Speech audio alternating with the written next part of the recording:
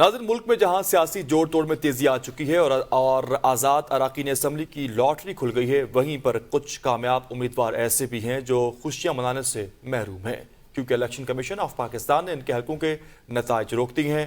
Election commission ने कौमी assembly की 10 सीटों पर रिटर्निंग अफसरान को हतमी नताइज का नोटिफिकेशन जारी करने से रोक दिया है।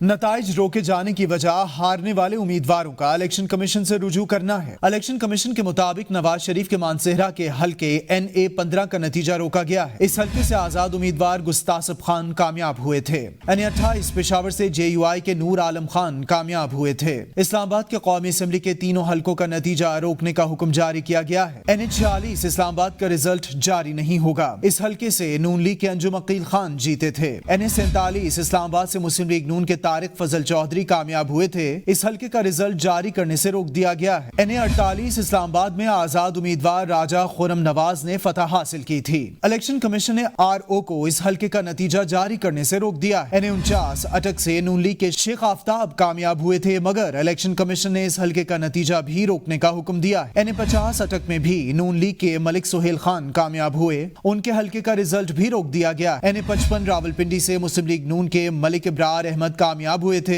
इलेक्शन कमीशन ने इन हलकों का भी रिजल्ट रोकने का हुक्म दिया है। कौमी असम्बली के हलके NA 63 गुजरात से मुस्लिम लीग काफ के हुसैन इलाही कामयाब हुए थे। NA 65 गुजरात से नून लीग के चौधरी नसीर अहमद ने फतह हासिल की थी, मगर दोनों हलकों के नताइज इलेक्शन कमीशन ने रोकने का हुक्म दिया है।